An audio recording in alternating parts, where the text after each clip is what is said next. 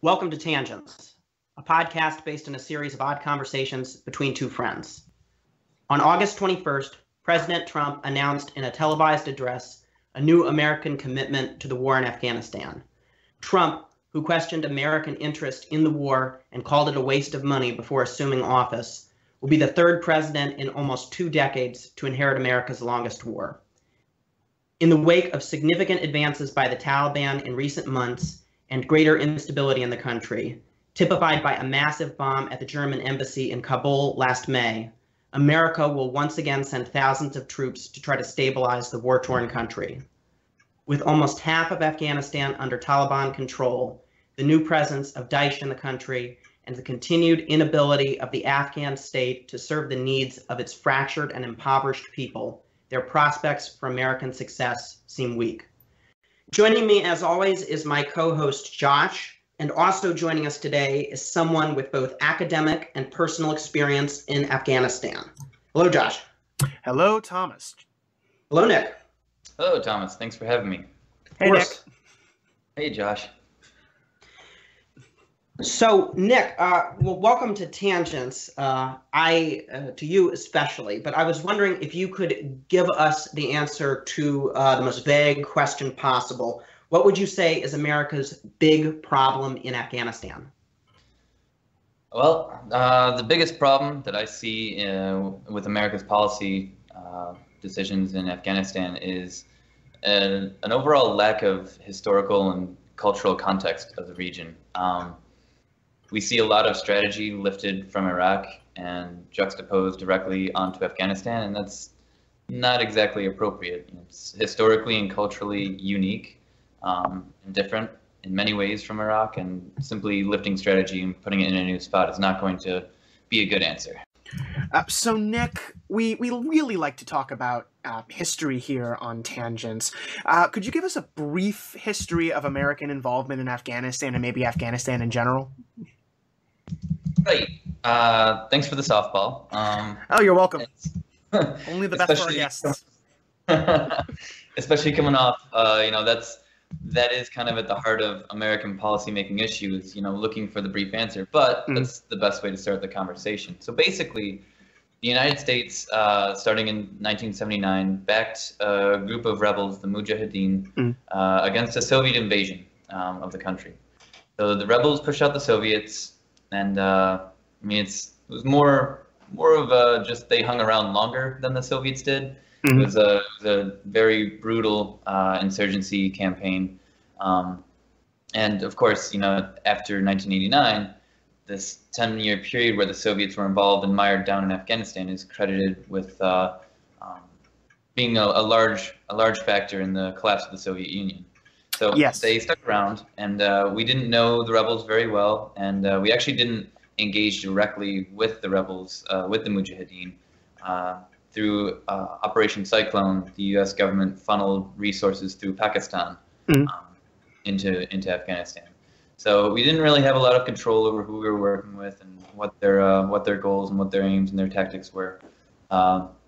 After the Soviets left, the country fell into a civil war from 89 to 96. At the end of that civil war, the Taliban came to power. Fast forwarding through their administration, the Taliban gave refuge to Osama bin Laden, even after the attacks of September 11th. And in response to those attacks, we first asked the Taliban to hand over bin Laden. They refused due to cultural reasons, and we promptly invaded. And it was sounds like us. We removed the Taliban from power within months, but we haven't been able to leave for 16 years because the government that we empowered in Afghanistan has really been unable to stand on its own. So that's the short version. There's multiple details that we had to kind of breeze over. Well, maybe getting to some of those details, I want to take you back to just after we invaded in 2002. We used, correct me if I'm wrong, warlords of the Northern Alliance to help overthrow the Taliban government, and the country actually experienced some stability in the very early years of the invasion. Would you say that's a correct characterization, Nick? Yes, if the benchmark is, the civil war leading before the Taliban, and then the quagmire that has become Afghanistan afterwards. Yeah, when the warlords were involved in the early stages of the campaign in Afghanistan, there was a bit more stability. So maybe you could walk us through what you think went wrong in between that early phase of the war and the years that followed. I'm thinking the war really started to go downhill right as Barack Obama took office. And we'll get into the Obama administration's approach in a minute, but I just want to maybe have an overview of the George W. Bush administration's approach and how the war went from those early successes to the situation that President Obama inherited. So the early successes were really concentrated on the fact that the goal of removing the Taliban from leadership had been achieved. Yeah. As far as establishing a long-lasting, stable government, legitimate institutions, stable governance, government service provision, that wasn't really on the list of things to do. So that wasn't a mark of failure or lack of success at all. But as the role began to shift from kinetic movements and kinetic activities, which are it's a euphemism. Yeah, it's basically going out and engaging the enemy directly, and it focused and shifted more towards population-centric counterinsurgency and trying to build up these institutions. That's when the real challenge started, and that's when improper tools were applied. Personnel were simply not prepared for the roles that they had to fulfill. And really, that lack of contextual understanding led to more and more issues that simply compounded upon each other. It's really hard to try and instill democratic values in someone when you, first off, don't speak their language, just physically as in the language barrier, but culturally as in you don't have the same values to start with. Right. So the old cliche that the United States is really, really, really good at removing enemy forces from power, but really, really bad at state building kind of held true here, basically, is what you're saying, right? Yes, and I don't want to go so far as to say that we're bad at state building. It's no one's focused exclusively on it and tried to really figure the question out. It's always been a very good point. Objective of the military. Right. Well, going in the policy realm here, and this is going to be an insanely biased question, but I'm sure you'll probably agree with the premise. Do you think the Bush administration, I'm thinking specifically Donald Rumsfeld and some of his aides, were really naive in what it would take to win in this conflict? They had an idea of a light footprint, and they also used that in Iraq as well to bad results. Would you say that's true? Yes, and that really stems from this assumption that once you remove the problem, the solution is going to naturally present itself out of the population. And that very well could have been the case if we allowed some kind of an organic style of governance to swell up from the cultural values and tribal networks in Afghanistan. But that's not at all what we did. We started shifting to a unity government. We wanted them to have parliamentary elections, and we put a blueprint for government on top of foundations that weren't properly suited and could have been tweaked and adjusted to properly work out. It's good that you point out the similar activity in Iraq, because that's the same thing that happened there. We didn't pay attention to the socio-cultural context, and it just fell apart. So we essentially pushed too fast, is what you're saying. It's not that the idea of the government was wrong. It's that the sociocultural factors and the sort of disconnect between the American conceptualization of rights, the American conceptualization of what a government is, what is necessary for a government, and the Afghani conceptualization of rights and the Afghani conceptualization of what is necessary for a government were very, very different and weren't really reconcilable. Right, and it stems from going too fast, certainly, but the critical issue of going too fast was we didn't really consult the people we were trying to teach how to govern themselves about how they wanted to govern them. That sounds like a problem. So it's like teaching someone how to drive a car without asking them if they've ever driven a car before. Mm-hmm. Yeah. So we're going to talk about football probably later in this episode, but Doing a Monday morning quarterback sort of position, do you think if the U.S. had quote unquote gone big when it originally invaded in 2001, 2002, that we might have been able to avoid some of these problems? General Petraeus has suggested so. So the chances definitely would have been higher for success, stemming from the fact that you can engage in better population-centric counterinsurgency. You can have more dialogues more often that'll lead to better learning outcomes if you have a larger footprint and you have more people on the ground there. Mm-hmm. Whether or not that would have solved the issue of we didn't consult the Afghans, we didn't look into tribal values or different cultural values that dictate social behavior, I'm not sure if a larger footprint would have addressed those issues, but it certainly would have been throwing good money and good force, but in the wrong direction and with the wrong set of ideas, fundamentally. Right, but I mean, if you use a big enough hammer, you're eventually going to hit the nail, right? Mm-hmm. Well, yeah, I don't know. Would you say that that's true?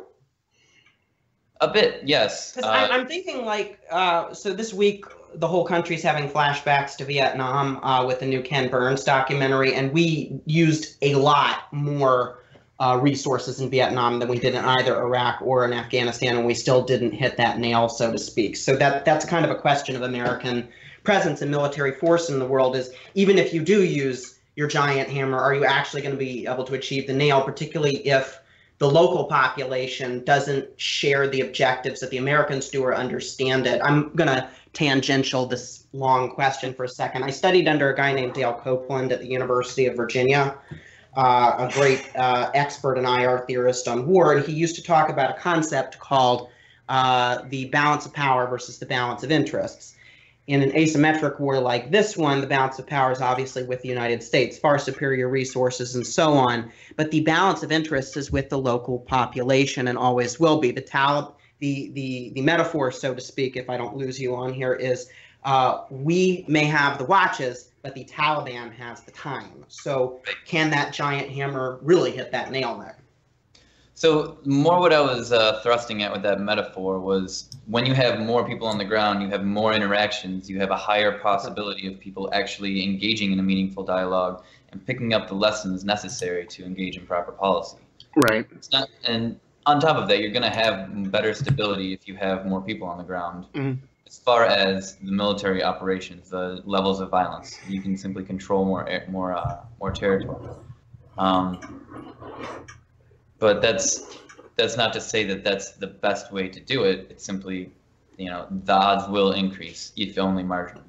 So I think we should jump ahead here to the 2008 presidential elections and immediately afterwards. So Barack Obama ran obviously on the backlash to the war in Iraq and all of its problems. Although by the time the 2008 election came around, the Iraq was actually starting to stabilize due to the Bush administration's surge and David Petraeus' successful counterinsurgency strategy, and the Afghanistan war was starting to go badly.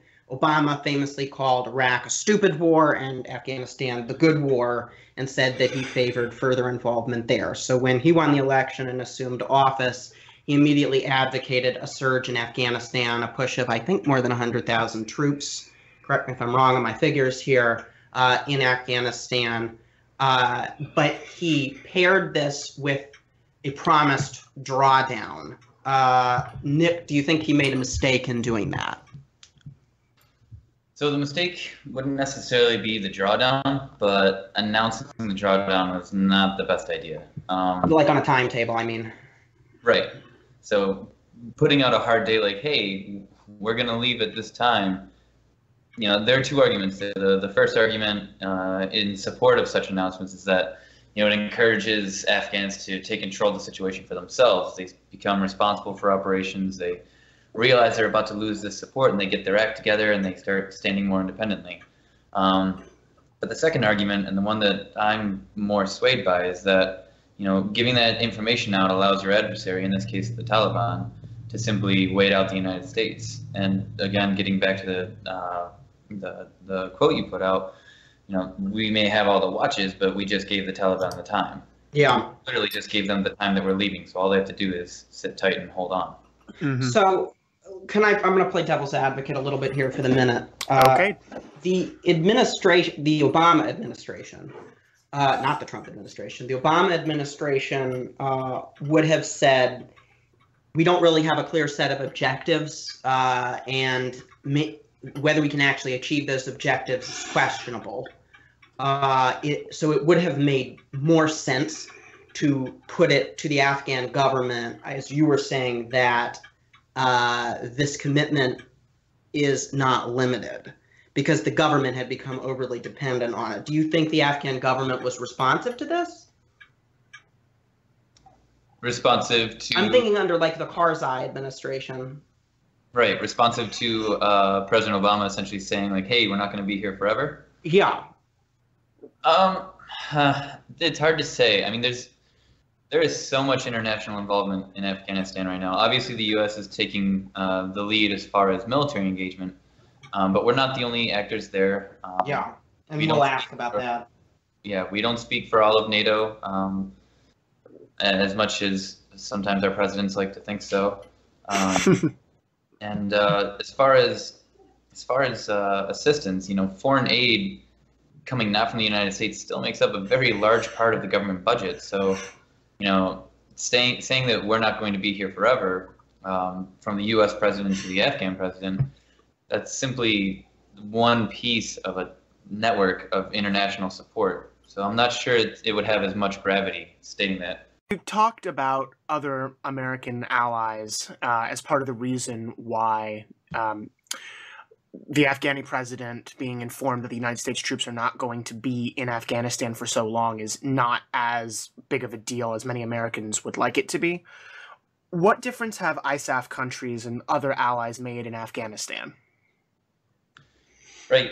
So first, I want to just clarify that there are 20 NATO members involved in ISAF and 14 non-NATO members contributing troops.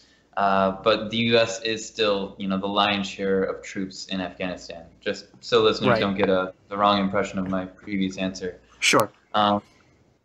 Unfortunately, the involvement of ISAF countries in Afghanistan has, been a really mixed bag. It's international connectivity between Kabul and the rest of the world has certainly increased, but once you get outside major cities, you start seeing that foreign presence diminish drastically. Foreign aid is poured into the country. It's swelling the government budget, but it's not sustainable. So it erodes legitimacy for the government.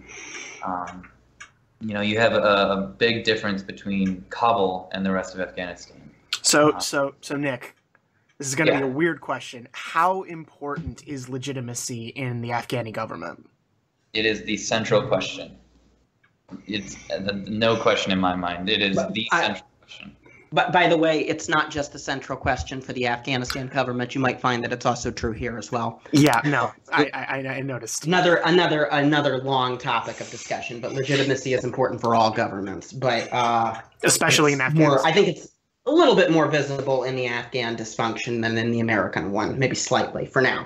Yes, I think it's more visible because it's more absent. Yeah. Way to think. Yeah. Mm-hmm. And the source of loyalty or the source of bonds that people have go to other forces, to local tribal groups, to ethnicity, and some sectarian division, although it's mostly a Sunni country in Afghanistan. Definitely more local, more centrifugal forces, if you will. Sure. Yeah, I can see that. So moving ahead here to the Trump administration, what was your immediate reaction to Trump's announcement that we're sending more troops? I think both personally and academically. Personally, my first reaction was I was pretty exasperated. I mean, here we go again. We've done this before. It's not going to have any different outcome. But once I got over my knee-jerk reaction, I started actually looking at what was specifically put forward, as far as not releasing specific information about when we're leaving, not releasing specific information about troop numbers. That gave me a bit more confidence in the policy, but it's still a military-centric policy. I'm not sure if that's going to be as effective as the administration hopes. I think that a more governance-based policy approach, looking at building stable and sustainable institutions, is a much better approach. But this is the way we're going. Do you think our leaders actually think that's possible? I've heard, like, off the record and a number of news reports, both Pentagon and military officials calling this exercise very disparagingly as mowing the lawn. It's just a maintenance exercise. They don't really think we're actually going to get these institutions much better, and they envision a very long commitment. And so we're trying to keep things from getting worse rather than to actually make them better, if that makes sense. Do you think that's fair? Yeah, I think that's fair. Again, so using this mowing the lawn analogy, if you're simply We use a lot of bad metaphors here at Tangent. Some of us more than others. If you're simply going to use a lawnmower to try and get your grass to stop growing, well, you're not using the right tool and you're not addressing the right problem. You're not actually getting the grass to stop growing. You're just limiting the growth to a certain level. If you actually want the grass to stop growing, you have to do something to engage the problem that you're speaking of. And again, I really feel that a military-centric policy is not going to solve the issues of legitimacy and government control that really need to be addressed. So I'm really tempted to butcher our metaphors here, but maybe we're using a hammer on a screw instead of a hammer on a nail, and we need a screwdriver or a drill. Would you say that's right? Oh, absolutely, yeah. I mean, the current policy paradigm is, it addresses certain issues, absolutely, but it misses really big ones that really need to be looked at. I mean, if we're going to use this lawnmower analogy, we're using a lawnmower to cut the weeds down so they're less visible, but we're not dealing with the fact that the weeds themselves are actually growing. Exactly. So I'm wondering what you think of the rationale that our vital interest here has kind of been a big question in domestic politics. What the administration has said, I think Trump actually said this in his speech, I'd have to look back to it, but officials have certainly said this in the past, that we're keeping Afghanistan as stable as we can to prevent it from being a launching pad for terrorism. Is this a fair rationale? Bearing in mind there are lots of other launching pads in the world, like Yemen and Somalia and Syria and Western Europe. So is that a fair rationale? It's a fair rationale, but I'm not sure if it really holds up to the value of the commitment that we're putting forward in Afghanistan. You're right on the money to point out that there are many other launching pads in the world. Mm-hmm. I mean, one of the largest issues with Afghanistan is the launching pad of Pakistan. You know, the uncontrolled tribal areas and frontier provinces, those are a large part of the issue in Afghanistan, and those are ungoverned spaces, so to say. A term I really don't like, but is a bit fitting if you're going to look at the area from the perspective of the Pakistan government. Mm-hmm. They're uncontrolled spaces where groups are able to essentially do whatever they want. Establish whatever practices, training camps they want, and hatch whatever plots they want, not to sound too foreboding about it, but you know, Afghanistan is not the only place that could become a launching pad, and honestly, I don't think it would even be the worst one. Well, so one thing that President Obama was famous for, aside from giving good speeches, was using drone strikes against terrorists. Infamous, one might say. Yeah, and which, you know, in fairness, George W. Bush and Trump also used drone strikes. Actually, Donald Trump's recently decided to scale back on some of the regulations about drone attacks, so we could even see more attacks from the Trump administration than the Obama administration. Yeah, we'll talk about rules of engagement in a second, but yes. I just want to talk about the basic difference in approaches here. And Joe Biden was, when he was vice president, was and probably still is a strong advocate for a strategy called counterterrorism, which is using these covert methods, these targeted methods. President Obama was fond of saying using a scalpel instead of a hatchet to go after the most dangerous individuals and groups who threaten the national security of the United States. This is opposed to the counterinsurgency strategy, which we've been thus far talking about, which says well, if we want to fix the problem of terrorism, we have to solve every other problem Afghanistan has as far as governance, something that might be impossible to begin with. Do you think there's any merit to that, Nick? Or do you see them as being strategies that are not necessarily in opposition? So counterterrorism, using drone strikes and counterinsurgency, they're not necessarily opposed or mutually exclusive, but they don't always work well together. So if you look at drone strikes, the argument is that it's either decapitation or you're trying to suppress violence by putting some kind of a penalty for the behavior. Could you explain those two things for our listeners? A little bit, like the idea of decapitation, for example. Right. So decapitation is essentially the tactic of taking an insurgent network, or you could even think about the leader of North Korea. Or the leader of North Korea. Or Rocket Man. More innocently, you could also look at it as just a corporate structure in a company, and finding out who the key leaders are, rather, that really make the decisions, that really hold the organization together. Essentially the linchpins of the network, and you remove those and the network collapses. So instead of having to deal with every individual member of an organization, you just deal with the essential key leaders, and then the organization collapses without them. It works in really hierarchical organizations that rely a great deal on singular leadership and don't have overlapping layers of authority structures. But that's not really what you see out of the kind of authority networks coming out of these groups in the Pakistan-Afghanistan border. So decapitation, not an effective strategy. It's simply not an effective strategy for these groups. So the main thing we'd be using these for is suppression, then. If I might add into that, the evidence probably bears that out with, if you look at Al-Qaeda's position, I don't know, you might disagree with me, but I'd say Al-Qaeda is still pretty dangerous after bin Laden's death, even if we talk a lot more about Daesh and ISIS, which we will more in a second. Yes. But because Al-Qaeda had so many local groups, some of which don't even really call themselves Al-Qaeda anymore. I'm thinking of Jabhat al-Nusra in Syria. They don't really need bin Laden to be lethal. And they often change their purpose, their leadership, and their membership based on what's best for their group. This is backed up, by the way, by a wonderful article from about 14 years ago by a terrorism expert named Jessica Stern. Groups like microbiological organisms are very adaptable. That was Stern's metaphor. So I would say the literature more metaphors. Nick's opinion. Well, it's a good metaphor here because you're talking about like a virus or a biological infection in a way in a larger organism. It's the same with how these groups operate in a country or a state.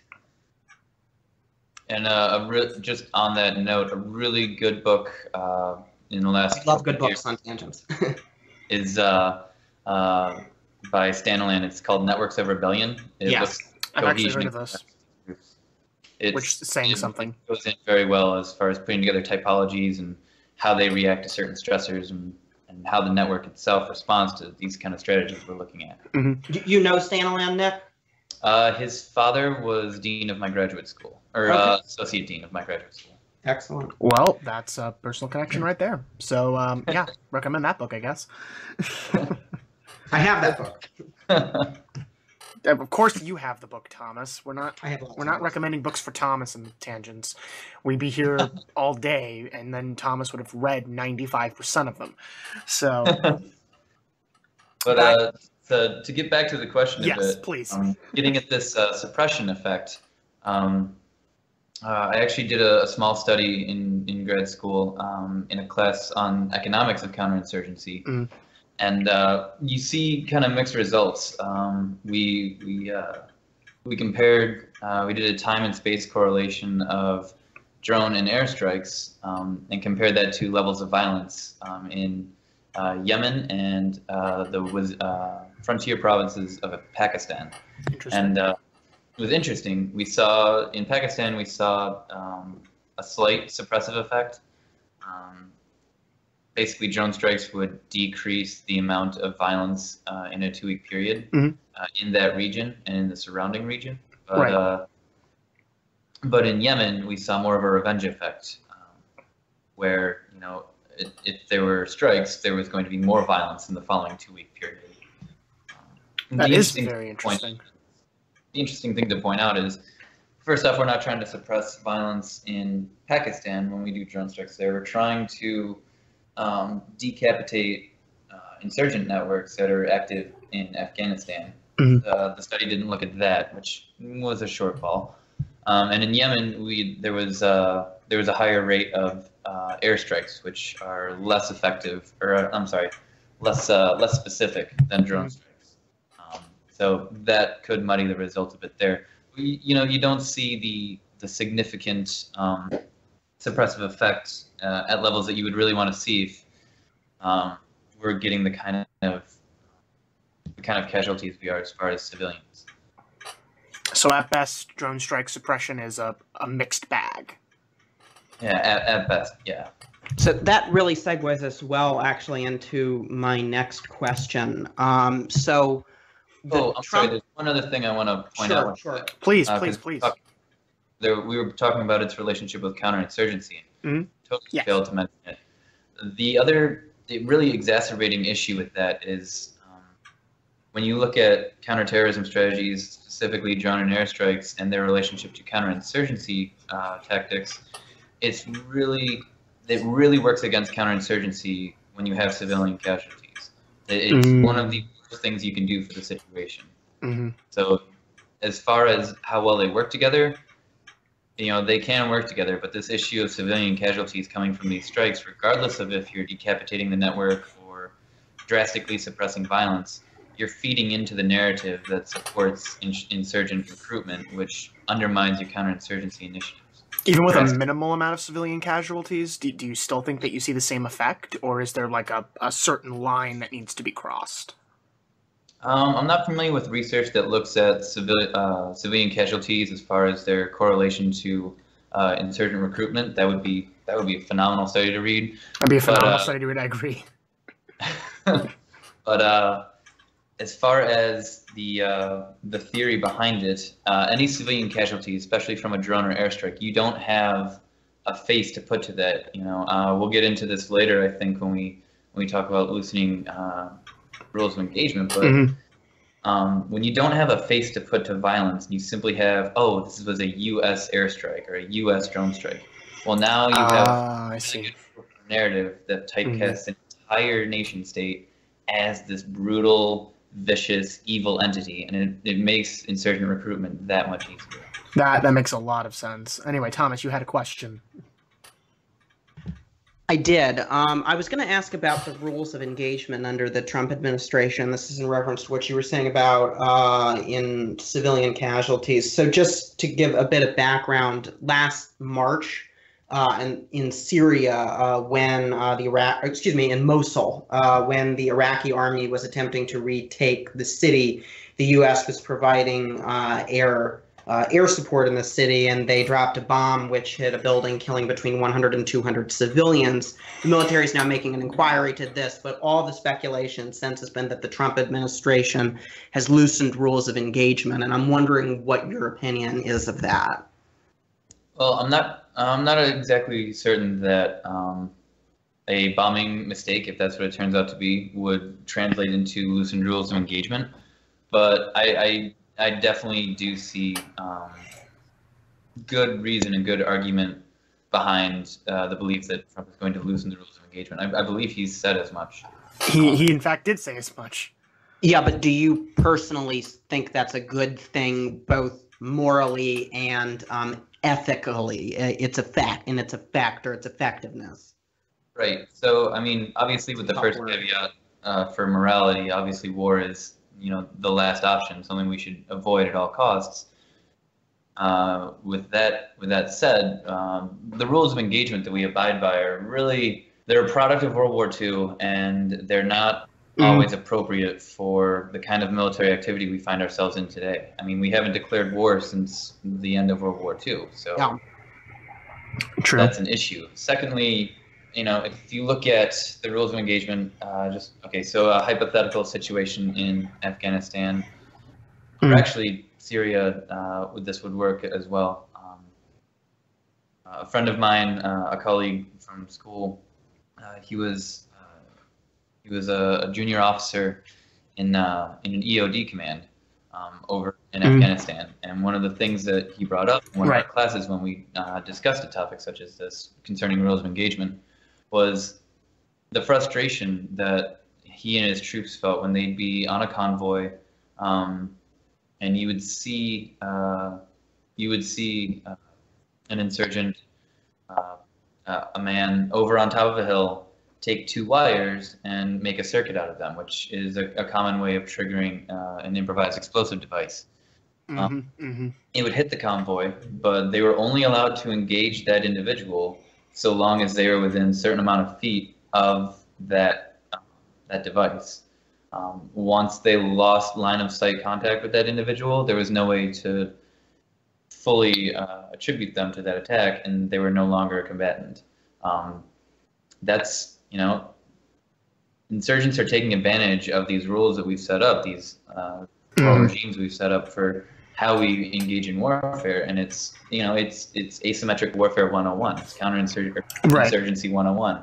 Figure out what your enemy is going to abide by as far as rules, and find ways to build advantages for yourself by manipulating those rules. So I do see maybe revisiting rules of engagement and looking at how can they be better applied to the reality that troops face in conflict today. I think that is certainly an exercise that will be well worth going through. What I'm concerned about is, given Trump's history of making unilateral decisions and usually coming through Twitter, I'm really concerned that he's just going to tweet out new rules of engagement or something like that. Or just unilaterally decide. He's going to tweet out new rules of engagement. Lovely. That's the fact that this is an actual possibility, and it is a distinct possibility, is very upsetting to me. Well, that actually gets me to my next question, and that is kind of and it brings us a little bit to the interaction between the domestic front and the foreign front about how these policies are actually formed. So your general opinion, I was wondering, Nick, about your general opinion on Trump, but also Secretary of Defense Mattis, National Security Advisor McMaster, and the Chief of Staff, Chief of Staff, on forming this policy, because there's more than a hint here that Trump's advisors are the ones who are really driving this. Right, and that's I'm actually really encouraged to see that. I disagree. You like I'm imagining you like Mattis and McMaster. Yes. As far as General Mattis, Secretary Mattis now, I mean, for years I've already been hearing wonderful things about him. I mean, my friends that are still on active duty absolutely love the man. He's quoted at probably every get-together when the other soldiers and sailors will start getting into conversations about what it means to be, a good part of the U.S. military, and just a very well-loved leader, and that's really encouraging to see. And the other thing that I'm really encouraged to see about Secretary Mattis is having the firm footing and the confidence to push back against bad strategy, and a lot of temperament that even though he's he's loved as Mad Dog Mattis, you don't see him just going out and being a belligerent war hawk. He'll look at a situation and come away and be like, maybe we should think this through. So you don't see him as an ideological actor here? What's that? He's not an ideological actor. He's a pragmatist who's making judgments based on facts rather than preconceived notions. Oh, absolutely. I mean, I'm comparing this to like Flynn, who's not with the administration anymore, but other officials within it. Because Flynn is a former military figure, but someone who is deeply ideological. Right. From Mattis, I see more of the kind of the temperament, the on-the-ground experience, and just his long track record of experience, especially with the Marine Corps. It's a very casualty heavy branch. That I see a lot of temperance coming from him. I mean, obviously. Full disclosure: Nick is a Navy man. I mean, I'm not saying that Mattis is going to be the one that wants to back down from a fight. In fact, probably the absolute opposite. But he's not the one that's going to rush into a fight that he knows he's going to lose, and that's really reassuring for me. Looking at McMaster and Kelly, I have a friend, former roommate actually, that served under McMaster before he made general, and you know, as another enlisted guy, I can't really bring to memory a time that he spoke ill of McMaster, and that's quite some praise. Yeah, and yeah, coming from an enlisted guy, like that's 50% of our job is complaining about our leadership. So the fact that I can't bring to mind like a single time he was like, oh yeah, he messed this up, or you know, I wish he hadn't done that. Like that really says something to me. And then looking at McMaster and Kelly, both of them, they both served with General Petraeus in Iraq. Yeah. Population-centric counterinsurgency and surge tactics really came about, really came into vogue. And I think that is where you see their influence on the strategy that President Trump is putting out. It may not be as large of a surge as Obama put out, but you definitely do see aspects of that mentality that more people is going to lead to more success. Switching gears here for a second, what do you know about the role of contractors in the war and any administrative proposals to replace American troops with paid mercenaries, similar to what we might have had in the previous Blackwater Corporation, which I believe was renamed to something? Thomas, what was its name changed to? Z. It's just Z now? Z. Okay. So what do you know about that, Nick?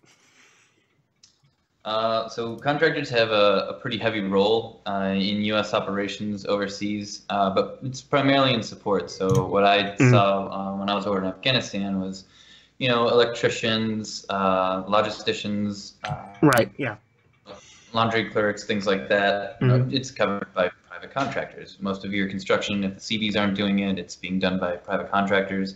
So the argument is fairly simple to make of, hey, they're already doing so much because they do this better than the military. What if they could do this next job like better than the military? And it's, you know, they try to make the argument of efficiency, but I think the lure there is more having to do with accountability. And as we talked about earlier, rules of engagement, it's a little different for contractors than it is for, you know, uniformed service members.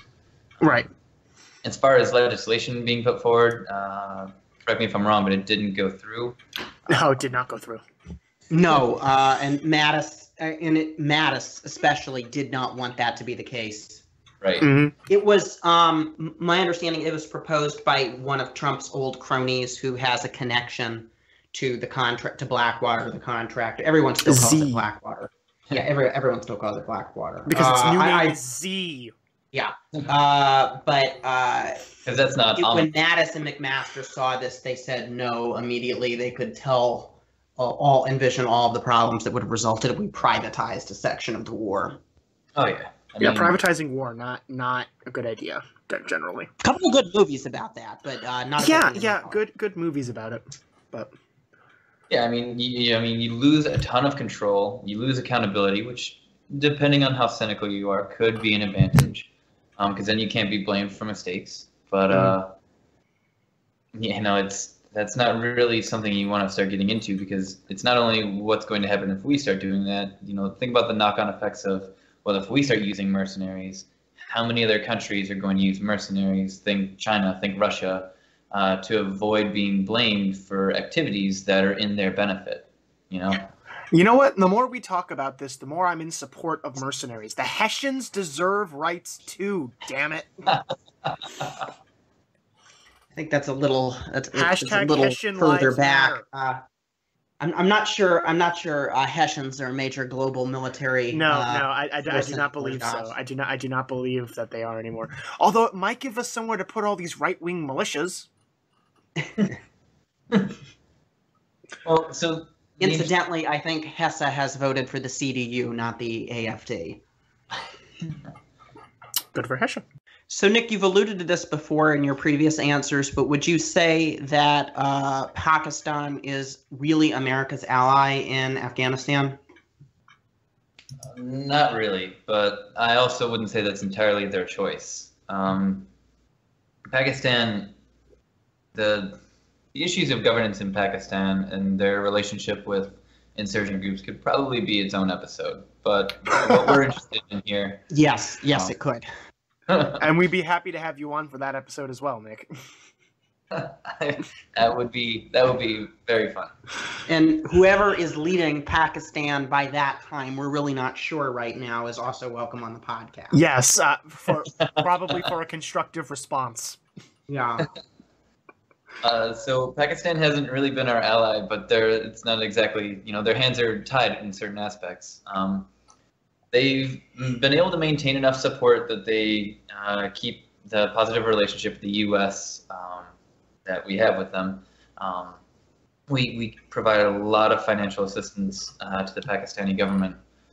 Meanwhile, groups such as the Taliban, the Tehrik Taliban of Pakistan, Haqqani Network, Lashkar-e-Taiba, they've all been able to manipulate the border and basically go on R&R in between operations in the frontier provinces, tribal areas of Pakistan, and then go operate in Afghanistan.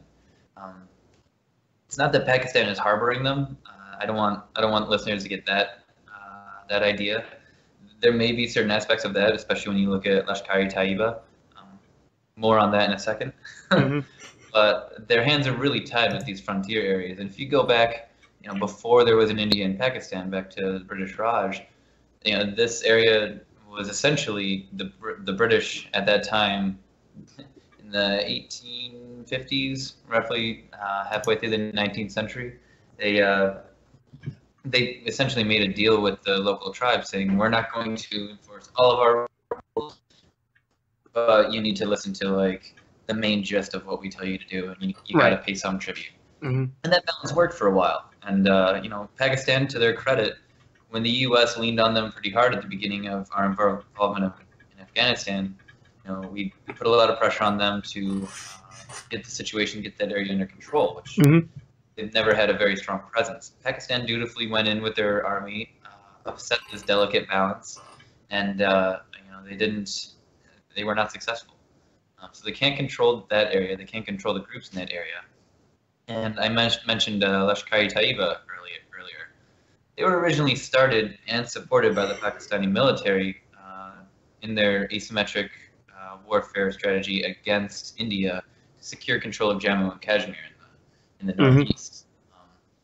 But Lashkar-e-Taiba quickly outgrew their leash, and Pakistan can't control them anymore. Lashkar-e-Taiba has certain chunks of territory that they exclusively control, excluding the Pakistani government from controlling it. They enjoy representation in the government, and they have a lot of control and a lot of legitimacy, especially with the population as well. And it's Pakistan has a lot of issues in that arena, so they can't always just act in whatever their national interest is. They have these other competing actors that they have to balance and counterbalance. So speaking of the former British Raj, in his announcement, President Trump actually mentioned India. Do you think India could help us in Afghanistan? I mean, certainly, if we're going to speak exclusively of Afghanistan, India could help. I don't think military intervention on the part of the Indian military would be anywhere near a good idea. But if you start looking at Pakistan. Those two don't get along very well. Right. Pakistan really fears the idea of Afghanistan having a good relationship with India. Because then in their frame of reference, now you see Indian influence on both of their borders, and they're already outmatched and outgunned. So you would see a much more volatile situation coming out of Pakistan, I believe, which unfortunately doesn't just rule out military action. It also really limits the economic role that India would be able to play. I think as far as looking at the region, Afghanistan, Pakistan, the region in general, a better role for India would be trying to facilitate more negotiations, possibly using their relationship, as tattered as it is, to try and counterbalance getting Pakistan more involved in the situation to stabilize Afghanistan. Mm-hmm. Perhaps by offering certain quid pro quos in the India-Pakistan relationship, but now we're really speculating into the realm of not so possible policy decisions. Well, can I ask actually about China as well? Do you envision any role for China in this? And we're not just talking about military here, but China does share a small border with Afghanistan. Right, up in the Khyber Pass, the Wakhan corridor. And China has a lot of ambitions for this region of the world. Mm-hmm. Oh, absolutely. China. I don't want to get too much into a new great game, but you understand the dynamics here. Oh, absolutely. So China could play a very large role. They're staying away from it as far as any kind of involvement. They have a lot of issues with their Muslim Uyghur population in Xinjiang, and so they're really trying to stay away from involvement in Afghanistan or violent military involvement in the rest of Central Asia. That being said, they are investing a ton of money in infrastructure in Central Asia, and it's very possible that Afghanistan could end up falling within that project, the One Belt One Road initiative. But at this point, I don't really see China getting too involved, simply because they don't want to rock the boat on their western. I want to actually ask a little about this infrastructure thing, because this is an important part of the question. So you'd say fair enough that the U.S. has spent a lot of money on Afghan infrastructure. Yes, yeah. But the result has not been a stable Afghan state. Correct. Can you talk a little bit about how that infrastructure is used, and maybe incorporate your China answer to that as well? The infrastructure is not necessarily going to equal an unstable state, because it's how people use that infrastructure and the people and how they conceptualize it. Does that make sense? As far as, so you're talking infrastructure and its role in stability, or yeah, like Chinese investment? Well, if the Chinese investment is going into infrastructure, it might not actually be equal stability, if that makes sense, any more than American spending on infrastructure did, because it's not being used right. Right, and the key difference is we're trying to put infrastructure in, so like the ring road, for example, or just roads in general. We're trying to do that to exert more Afghan government control out into rural areas. We're trying to increase the connection of villages to cities to Kabul. That's not what Chinese investment in Central Asia in general is really focused on. It's really more focused on trying to connect Chinese markets through rail, pipelines, road networks to Egypt and Germany. They want to essentially reinvigorate the old Silk Road trade routes, but which is a very, very smart investment, and that's going to draw heavily. It's going to draw heavily on their investment and rely a lot on how Russia acts. And as far as how it would pertain to Afghanistan, there's already the Chinese-Pakistan economic corridor going in. They're trying to seek a way down to the Indian Ocean through Pakistan. Afghanistan might end up getting sidestepped with Chinese investment if stability can't be found. So, Nick, we've been talking a lot about the Afghani government more in the abstract, but let's pin you down on a position here. What's your opinion on the Afghani government? How capable do you think they are? At this point, with the legitimacy issues they face, they're as capable as they can be, and it's not going to be enough if foreign assistance leaves the country.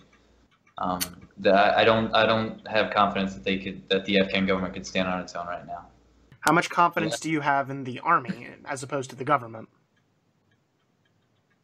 Similar, very similar. I'm not sure they would be able to stand on their own right now. I mean, the U.S. has been training the Afghan National Security and Defense Force for over 10 years now. And if you look at Special Inspector General for Afghanistan Reconstruction, John Sopko, just recently blasted the U.S. effort on training VA and DSF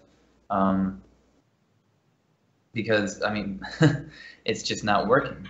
They're not. No, it's really not, is it? And they have huge desertion issues, and they are not securing the country from Taliban resistance. It's not working. So unfortunately, the confidence is waning a bit there as well. But I don't have access to more of the in-depth information that I would really want before I could give a really critical assessment. A very, very good political answer there, Nick. Yeah, I think Nick might be practicing for a potential diplomatic career here. Oh, is he? Can't rule anything out, right? No, of course not. So now that we've talked about, shall we say, one side of the coin, let's talk about the other side of the coin. Taliban. The Taliban. What are the Taliban's objectives? So their stated objectives so far are to remove foreign influence in Afghanistan and return to an established traditional Islamic society governed by Sharia. The interesting thing that I would want to point out, though, is despite their support for international jihadist actions, such as providing refuge for Osama bin Laden, they don't really ascribe to the international Islamic narrative. They really do focus on Afghanistan.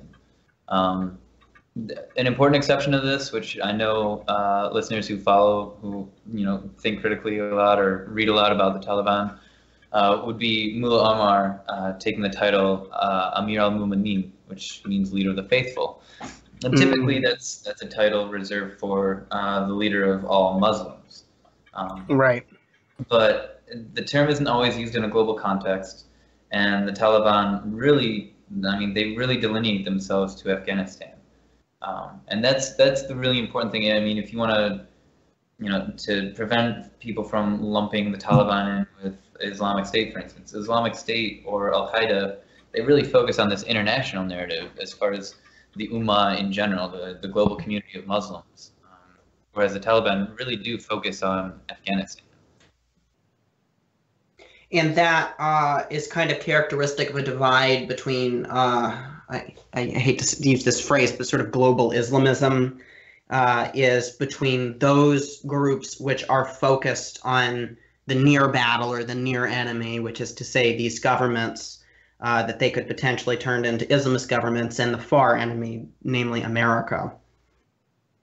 Yeah, and the other really important factor here is, the Taliban started with the heavy support of Pashtun tribal structure. Yes, and very important. You get into the bones of that tribal structure, that the primary identity, you could say, of Pashtun society isn't necessarily like the four main tribes within the Pashtun. It's, almost like a moderately extended family group is the primary identity. So you see these clusters of identity groups coming together, and that really leads to the focus that you see as far as being more local, because it's the primary identity, at least at the beginning when it was primarily the Pashtun, the Taliban were Pashtun Muslims, not Muslim Pashtuns. Does that make sense? Yes. And you also still see competing claims for a Pashtunistan, spreading from basically covering the border region of Afghanistan and Pakistan. So you see a lot of you see these identities merging, and I think the really interesting thing to come out of that is the Taliban are very much Afghanistan focused and not so much international Islam focused. Okay, are there any moderate Taliban, seeing as they're not so focused on international Islam, that we can negotiate with, that we can talk to, that we can sort of come to a peaceful consensus with, do you think, Nick? Perhaps. So that's going to really focus on, not to try and be overly pedantic, but what your definition of moderate is and what your goals for negotiation are. That's not overly pedantic. That's perfectly pedantic. the Taliban, despite their drawbacks, most primarily focusing on their human rights abuses, they did rule Afghanistan, and they managed to bring some form of stability there. And can they be negotiated with? I think if you look at, so we were just talking about their intersecting identities. If you look at, taking this difference between regional focus and international focus, yeah, you can definitely negotiate that. That's a point you can leverage. Looking at finding moderate Taliban, this kind of makes me think of a strategy from looking at essentially decapitation at a smaller level, but it's using network analysis to take these smaller groups, so like mid to low level management, leaders of groups of up to 50 fighters or so, and basically bribing them, negotiating with them to get them to lay down their arms, and, sign a peace deal. And it's really favored by some counterinsurgency analysts, but again, that's going to be more like mowing the grass. That's going to work, but you're not issuing the root cause of the issue, or you're not addressing the root cause of the issue. Yeah, you're still going to have the upper leadership who are not going to be willing to negotiate with you in the same way that these lower leadership guys are, and therefore you're still going to have the issue of more people joining the Taliban, even as you have people leaving the Taliban, and it's just going to be an ever-increasing cost, it sounds like. Absolutely, and I mean, you can see, yes. Glad I summarized it so well. So, Nick, could you describe the presence of Daesh in Afghanistan? Right. So it's essentially a small chapter, Islamic State Khorasan. They're based in Nangarhar province, southeast of Kabul, right on the border with Pakistan. And originally they were just loosely supported by Islamic State proper back in Iraq and Syria. But as they lose ground in Iraq, direct support is really diminishing for IS Khorasan. Basically, at this point, they're on their own, and that's good news for us, but bad news for them. They don't typically get along with other groups in the region. Like you'll see Taliban, Tehreek Taliban in Pakistan, and Haqqani Network. They cooperate quite frequently. IS Khorasan doesn't cooperate with them. They don't get along. They fight each other quite often.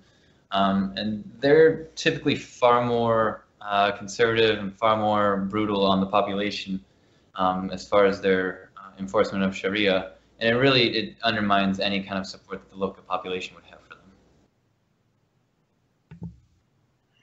What about warlords? Are there any warlords we need to be particularly interested in? Yeah, I'd point out two. Gubatin Hekmatyar. He was a former prime minister. I believe he did 2 terms as prime minister of Afghanistan. And he was a former warlord. He's been in exile for about 20 years. But in 2016, he signed a peace deal and came back to the country, and now leads the Hezbi Islami party. In fact, it's also called Hezbi Islami Gulbadin. And he's likely to have a pretty large influence moving forward, not just as the leader of a party or a former prime minister or as a warlord, but the confluence of those 3 identities coming together. He's going to be a big mover and shaker. Sounds like it. Certainly sounds like it. And the other one? That would be Abdul Dostum. He's the current first vice president of Afghanistan. He was a general in the Afghan army during the Soviet invasion that we talked about earlier. When he left service with them, he became a warlord and leader of the Uzbek population in Afghanistan. He did help bring the unity government together with the Ghani administration, current president. But in July, his plane, they wouldn't let him land after he was in Turkey for about 2 months. Oh boy! An unwritten or an unspecified political exile. And in 2016, Human Rights Watch actually accused his supporters of killing civilians. He's gonna have a large influence. I think moving forward, because of the fact that he's the first vice president of the country. He doesn't get along with President Ghani. He thinks that the government has been marginalizing his influence after, he helped bring his people to the table. For a while, I want to say in 2016, he was actually under house arrest, and people were worried that the police were going to actually start firing on his bodyguards. It was very. No. That sounds a little ridiculous for the first vice president to be under that kind of press. So those are the two that I would really point out. Okay. So, Nick, I'm wondering if you can tell me about drugs. Oh, Thomas. I assume you mean in the Afghan context? Yes. Right. No, he doesn't. He means all drugs. Just why not? Well, maybe after we're done recording, but for now, let's stick to Afghanistan. Absolutely. So, poppy cultivation is a huge source of revenue for the Taliban in Afghanistan. It's the most profitable use of the land that they have. And between international criminal connections, porous borders, and just how rough the terrain is and how difficult it is to get vehicles in and out, the region is really well suited for this kind of activity. Cultivating poppies, distributing heroin, opium and heroin. It's just really well suited for it. It gives them a lot of revenue, and again, getting back to these different identities within the Taliban. It's interesting that they'll engage in this kind of behavior, which you could really argue is against Islam. It's very immoral, but they need money. So it's very pragmatic, it's very practical. And that honestly probably backs up the conclusions that I mentioned earlier from Jessica Stern and others about these groups actually maybe being a lot more flexible in their ideology than one would think when necessity dictates. Oh, absolutely. I mean, that's just the evolution of networks in general. The most flexible organization is going to be the one that lasts longest. Yeah. Absolutely. So, Nick, what do you think our Afghanistan strategy should be? Well, I think the U.S. really needs to but figure out what exactly we're doing in Afghanistan. And I don't mean that, as just the criticism, like we don't know what we're doing, but are we engaged in a war? Are we going to pursue a military strategy, or are we engaged in police action, stability, nation building, things like that? And are we going to pursue that? And we need to really go into that decisively, one way or the other. I really fall into the stability and nation building camp. I believe that developing local governance as a foundation for more formal governance institutions is the best way to figure this issue out. So, for instance, taking local shura activities and local decision-making bodies, recognizing them for the impact that they have, and trying to incorporate those into a very flexible model of governance that would still be democratic, yet recognize the cultural situation within Afghanistan. And eventually with the goal of moving this from informally decided upon leaders to formally elected officials. But I think that's a transitional process that really should be engaged in. Would you say your personal experiences in the military and serving in the Navy have shaped your views on this? And more generally? Absolutely. When I first went over to Afghanistan, I didn't know anything about the country or the situation. I just knew that, we went there to get Osama bin Laden. We hadn't gotten him yet, and we were going over there to beat the Taliban. And so when I was over there, I was primarily in Kabul, and I saw firsthand just kind of the lackluster effort from Afghan counterparts. You got the sense that there was no buy-in.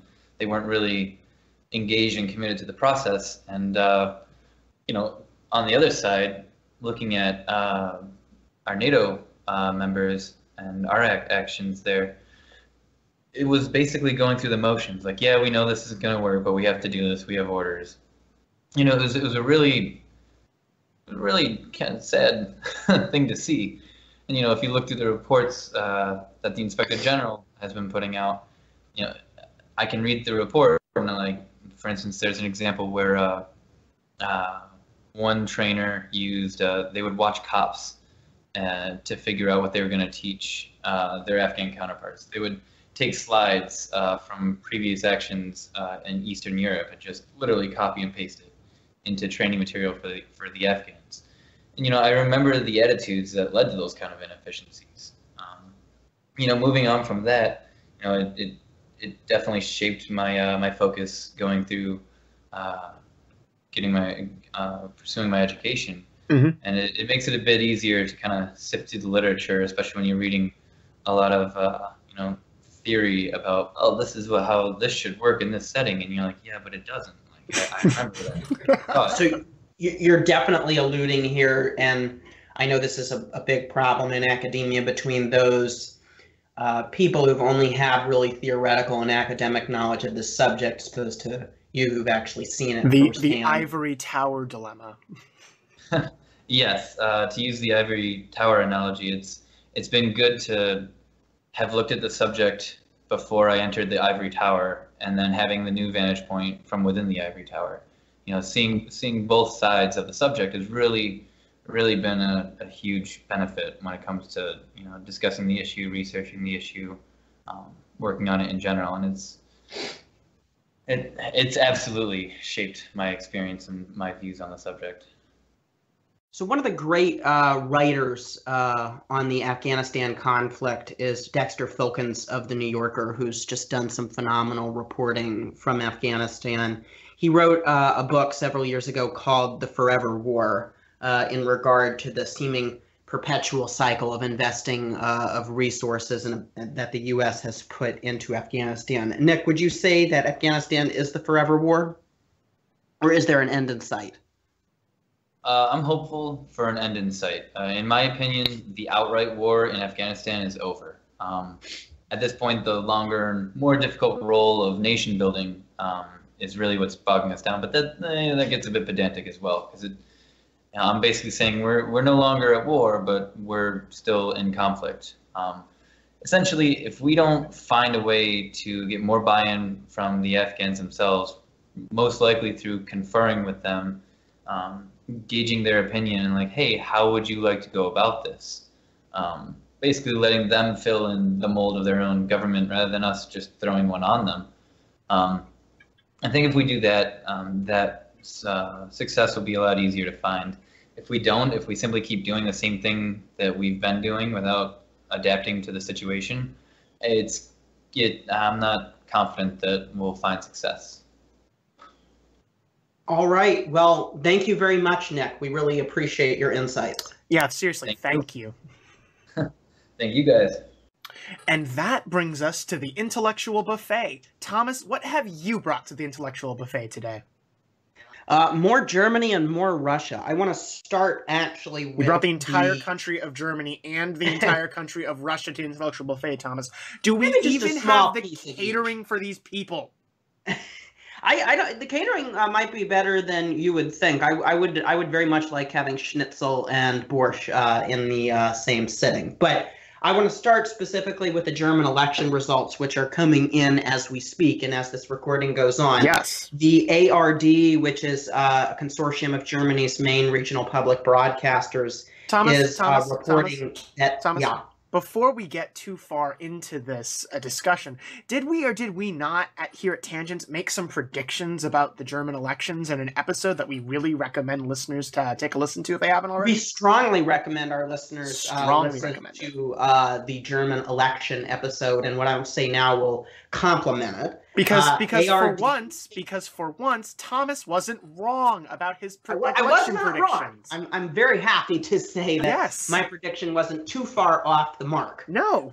What we saw, ARD is reporting, is that the CDU and CSU have indeed lost support, but they're getting about 32.9% of the vote. The Social Democrats' support down dramatically, only 20.8 support. Die Linke, the far left, at 8.9. The Greens also at 8.9. The Free Democrats at 10.5. And most significantly, the Alternative for Germany has gotten 13.1% of the vote. The seat projections are still not entirely clear yet, although they're imagining about CDU at 218, SPD 138, Die Linke at 59, Green 59, FDP 70, and AFD at 87. The SPD has ruled out serving in another grand coalition with the CDU. If they keep that promise, the only possible coalition that could keep Angela Merkel in power would be the so-called Jamaica option. I'll explain to our listeners again what that is. This is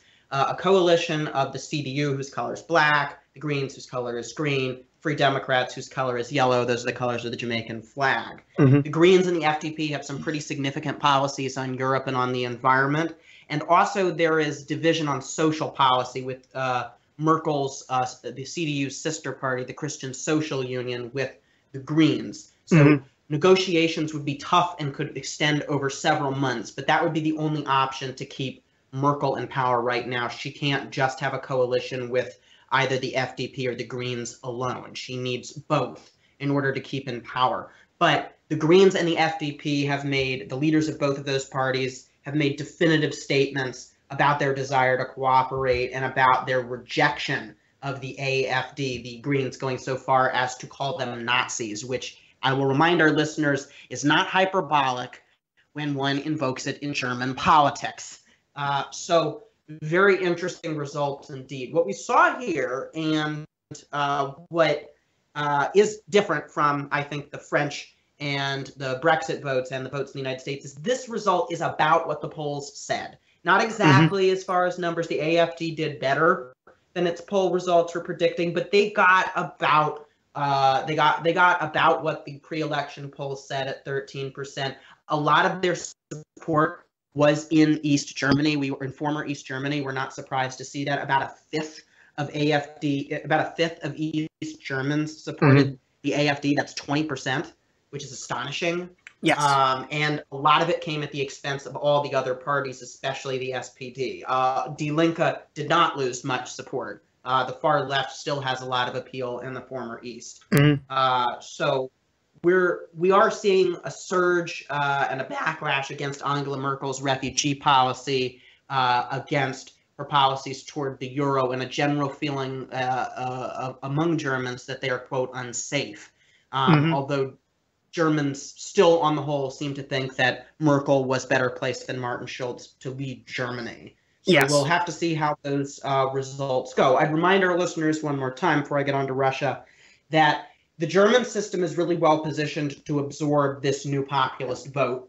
Unlike when we were talking about the French elections, where it was a binary choice.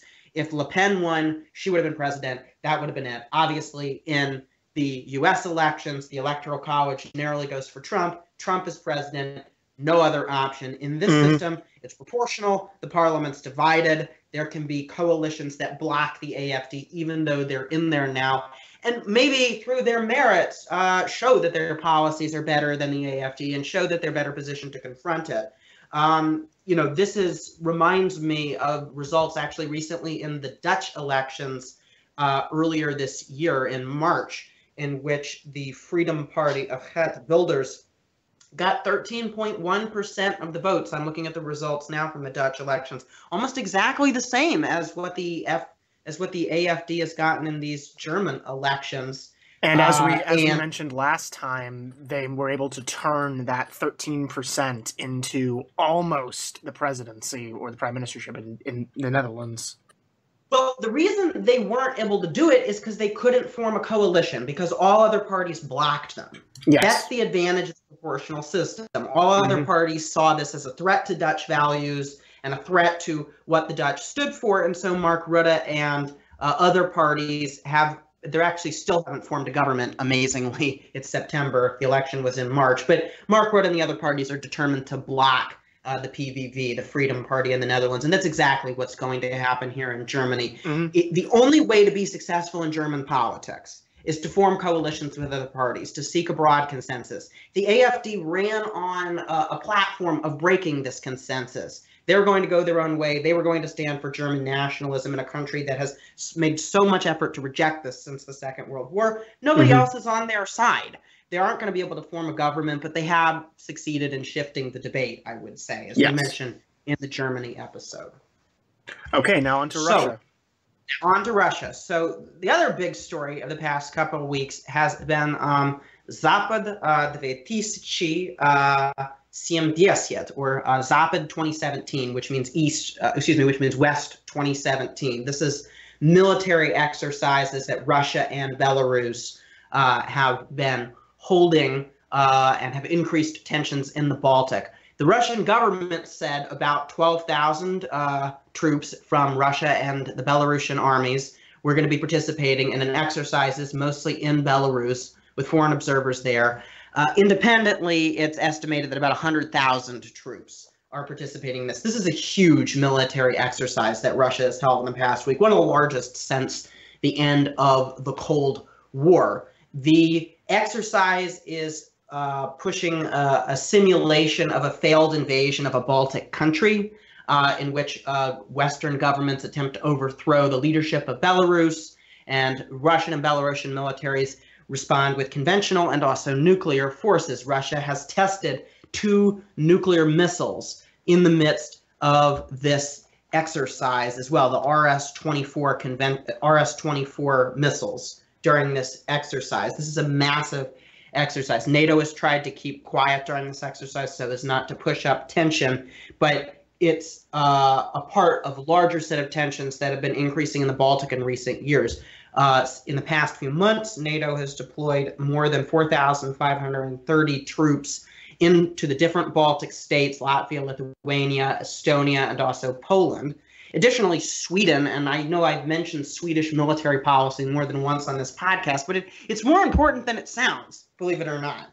Sweden's not in NATO, so Sweden doesn't have the defense guarantee that NATO offers and has to defend itself. And so Sweden, as I mentioned in a previous episode, has reinstituted the draft.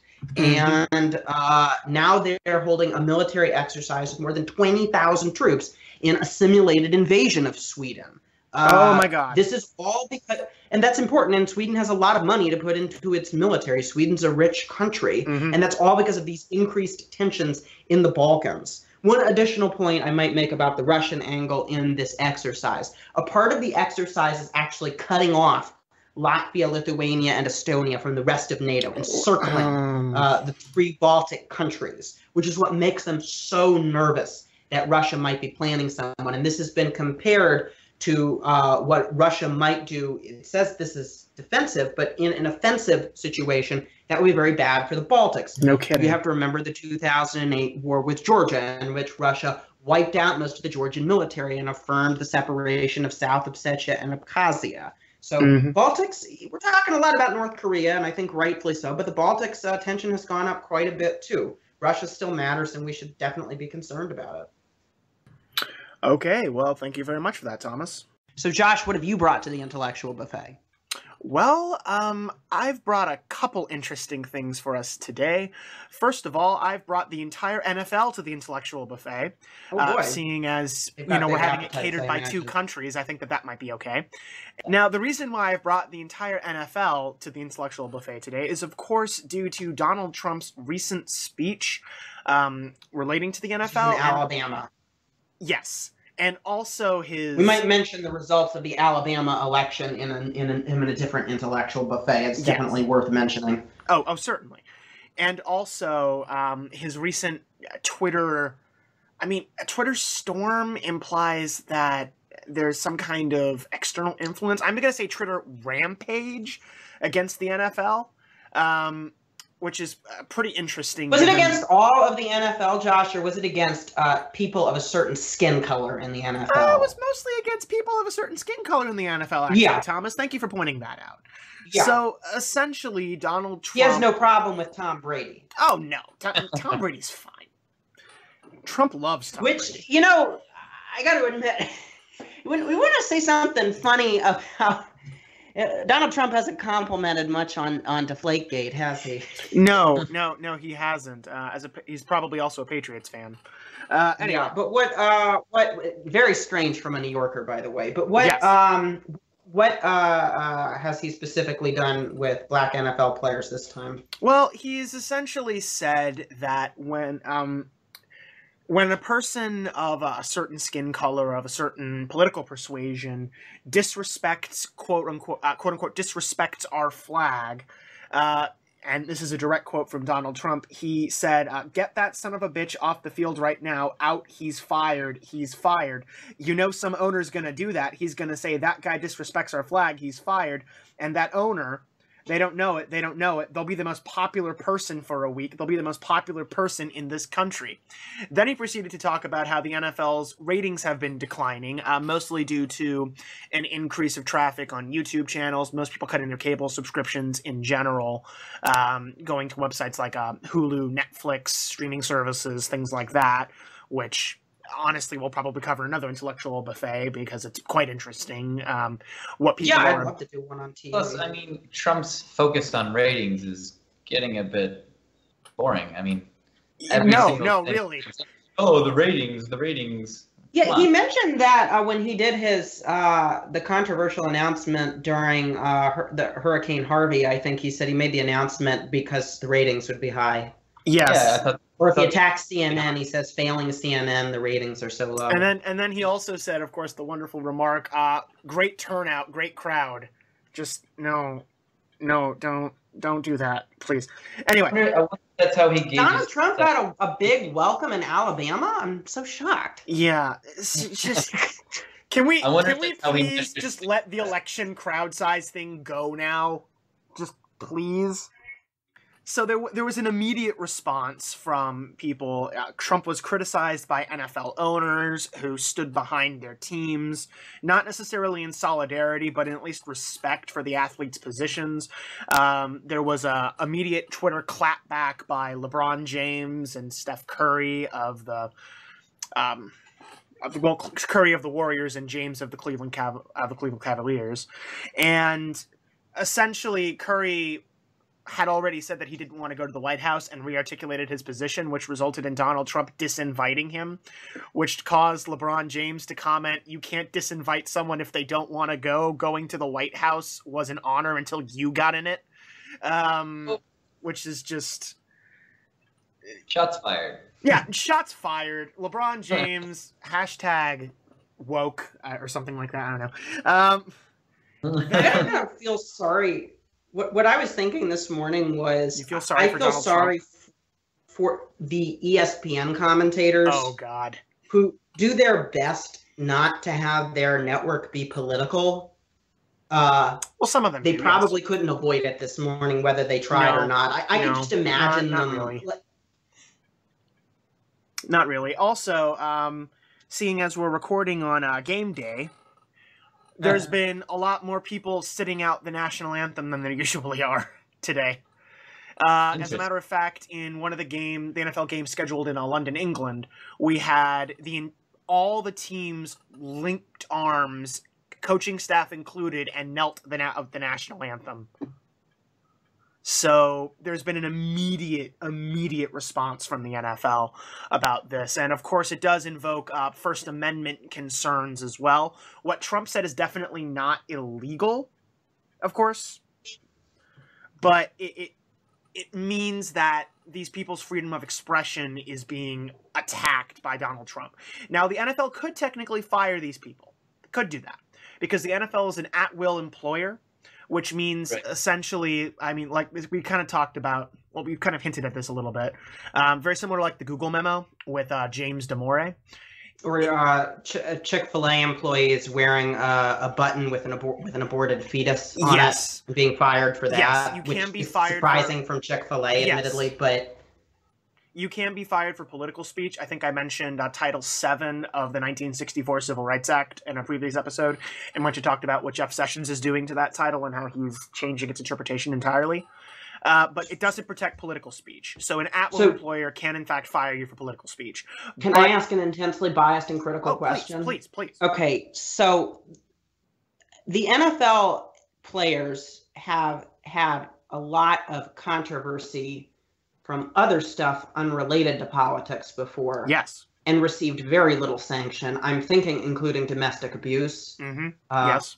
alcohol and drug abuse, criminal activity, yes, violence actually, of other kinds, dog fighting. Yeah. Am I missing anything here? No. And I think you've hit the highlights. They're allowed to continue to play. Now, the argument from the NFL would be so like if I'm an employer generally and my employee brings my company into bad repute, the NFL or the team into bad repute, obviously I'm fully within my rights to get rid of you because it's not your platform that you're using when you make a political statement. You're using my platform that I am paying you to be a part of. I totally accept that rationale, and I know that's why it's legal. But it's the hypocrisy part that gets me here, because their players have done all sorts of shit in the past that have brought teams into ill repute, and they haven't really done much about it. And Kaepernick, who, Colin Kaepernick, former quarterback of the San Francisco 49ers. They're not getting rehired here. I'm lost on that. That wasn't really a question. I mean, you're fine. So it's worth pointing out that questions. I just give little speeches. That's okay. You ask speeches with question marks. It's okay. First of all, it's important to point out that the NFL itself hasn't actually made any action in response to Donald Trump's comments or his tweets or his nonsense. Roger Goodell issued a statement. I think he's not currently the head of the NFL. I don't think so. Is he? Did they get rid of him? No, I don't think so. Well, Roger Goodell issued a statement this morning, according to the New York Times. Actually, according to the Atlantic, excuse me. Yes. So, and Goodell does not do that often. He is still the commissioner of the NFL. Yeah, so he did, and they have reacted. Yes, and they've reacted against what Trump said, for the most part. Yes. Yeah. He's a Republican, and most NFL owners are Republicans. Yes, and it's incredibly important to point out that even when... Notably George Allen, I'm thinking back in the day. And it's incredibly important to point out that even when you had people like Colin Kaepernick, who used to be the former quarterback for the San Francisco 49ers, as I mentioned earlier, sitting out the national anthem, there was no response by the NFL, no response by the team, no response by his teammates, things like that. No consequences for his actions. So there's not really a precedent for what Donald Trump is talking about. And if I'm going to be optimistic here, I think he was saying what he was saying for the purposes of domestic political consumption and to pop his approval ratings. Yep. Yes, I do. If I'm going to be a little cynical here, I think he's saying it because he has a personal problem with the fact that these people are engaging in political protest and doesn't like to see it on his television when he watches football, if Donald Trump indeed watches football. You think that's how many NFL viewers feel? It is, but it really doesn't impact the game, and firing these players or suspending them would, in fact, impact a person's ability to enjoy the game, because these players who are sitting out the national anthem are not just the dregs of society and not just the dregs of the NFL. They're great players, fantastic athletes, and some of the people that people pay to see. So the NFL would hurt itself from a business perspective by firing these players or forcing them to sit out. You were saying, Thomas. Kind of breaches. Yeah, Nick, go ahead. No, Nick, please. Thomas's point of the hypocrisy aspect as far as the domestic abuse, drug abuse, things like that, and then the NFL does nothing. Those are activities that you don't have to make a subjective decision one way or the other whether or not the behavior is wrong or not. Oh no, it's absolutely reprehensible. Drug abuse is wrong. Yes. Well, it's illegal too.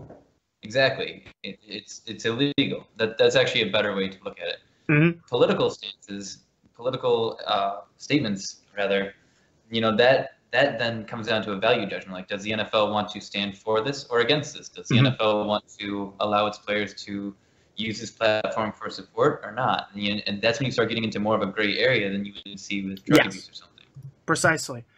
And since the NFL hasn't cracked down hard on drug abuses and things that are explicitly illegal and morally reprehensible, like sexual assault, why in the world does Donald Trump think... We might add head injuries are probably morally reprehensible too. All those concussions. That's a whole thing, Thomas. Okay. Thomas, we don't have time to talk about the 75 different concussion studies. In particular, the more recent one done on a former Patriots tight end, which found that his concussions may have influenced him to commit murder. So anyway, let's move on from the NFL here. Let's talk about. Well, I want to ask one more question here. So because this is really important, you got to this notion that Trump and some NFL viewers don't want the sport to be quote unquote politicized. Yeah. There's kind of a long history of this. I'm thinking most notoriously of the 1968 Summer Olympics, when Tommy Smith and John Carlos held up a Black Power salute during the medal ceremony. This was the podium during the 200-meter track race. Yes.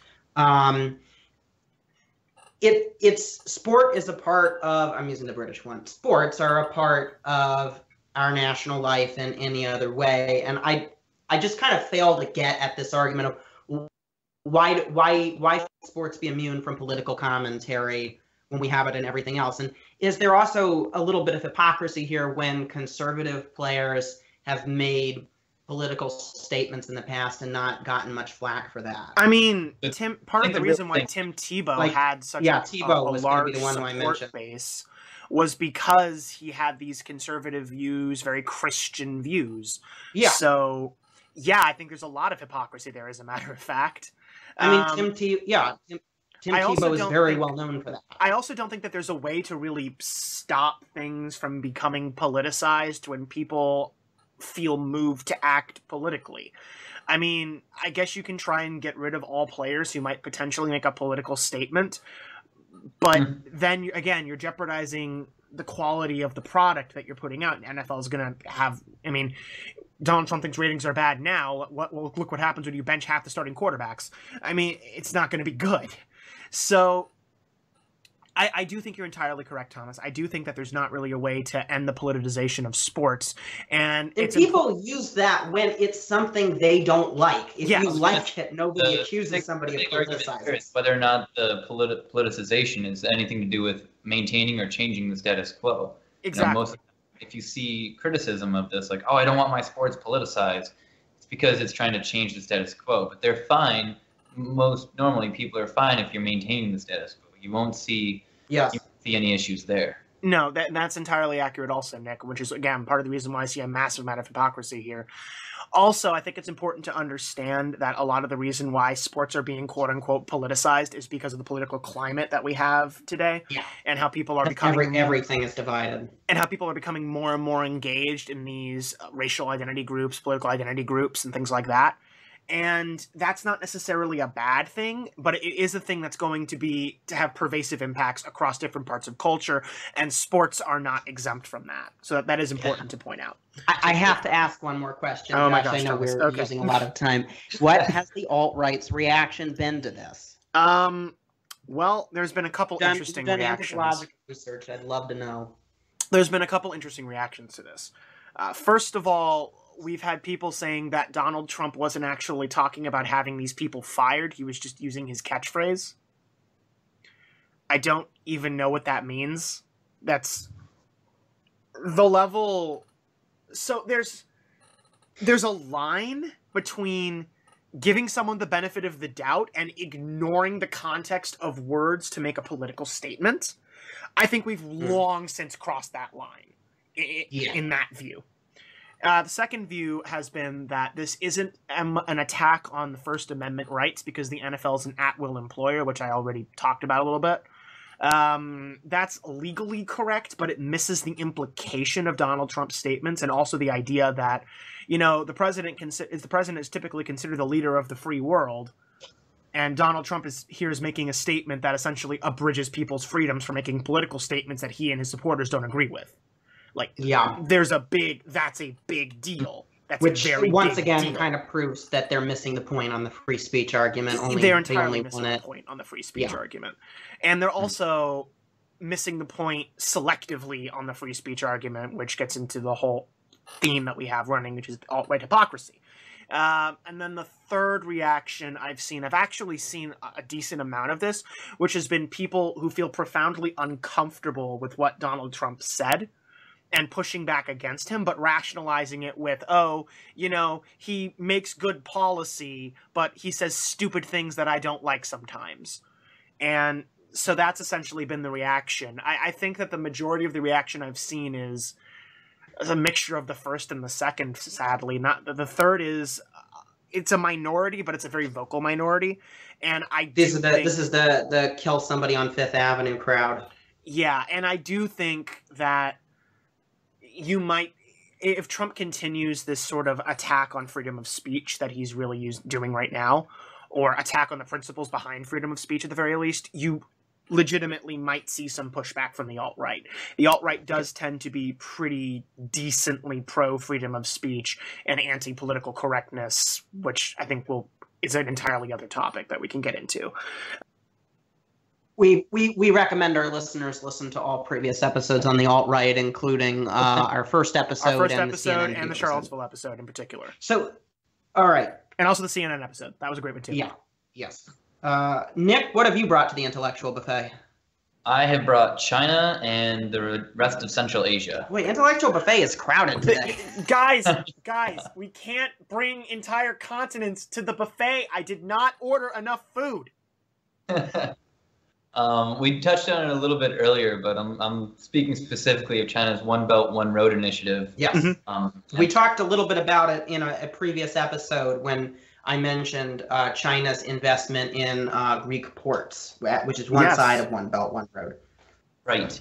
So basically, China is putting together this massive infrastructure investment program that's going to look at connecting China, sidestepping Russia to get to Europe, and going through Central Asia, sidestepping Afghanistan most likely, going through Iran and heading down into Egypt to connect, the markets of Europe, Africa, and Asia broadly.